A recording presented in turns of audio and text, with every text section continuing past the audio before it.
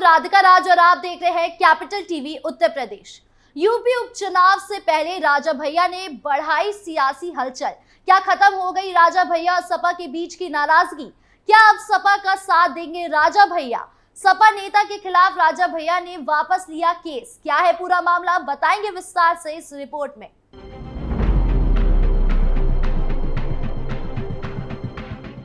वैसे तो राजा भैया और सपा के बीच का रिश्ता कुछ ज्यादा अच्छा है नहीं।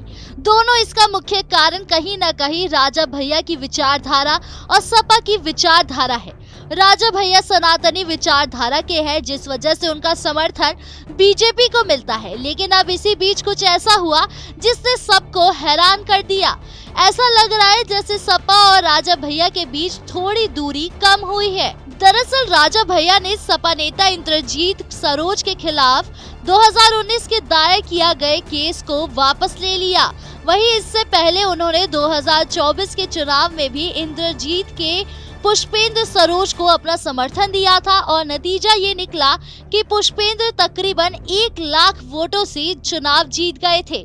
अभी तो दोनों के बीच रिश्ते सुधर गए हैं, लेकिन 2019 के लोकसभा चुनाव में परिस्थितियां कुछ अलग थी।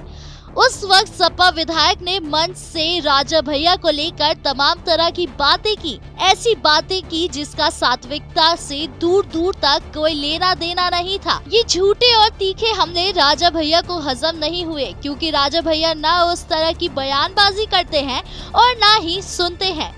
जिसके बाद राजा भैया ने सपा नेता पर 5 करोड़ रुपए की मानहानि का दावा ठोक दिया, जिसके बाद से ये केस कोर्ट में चल रहा था। लेकिन धीरे धीरे परिस्थितियां बदली और इस तरह बदली कि पहले राजा भैया ने उनके बेटे का समर्थन किया और अब मानहानि के केस वापस ले लिया है। वहीं केस वापस लेने के बाद पूर्व मंत्री इंद्रजीत सरोज ने राजा भैया को थैंक यू कहा और न सिर्फ थैंक यू कहा बल्कि ये भी दावा किया कि अब उन दोनों के बीच की दूरियां पूरी तरह से खत्म हो चुकी है।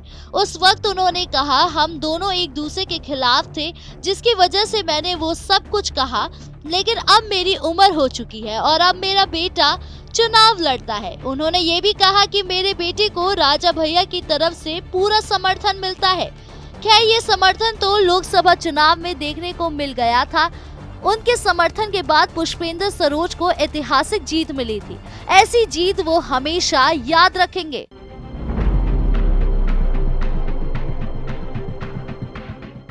तो अब सवाल ये है कि क्या समर्थन सिर्फ राजा भैया और इंद्रजीत सरोज के बीच की ही है, या फिर राजा भैया और सपा के बीच का रिश्ता भी सुधर गया है?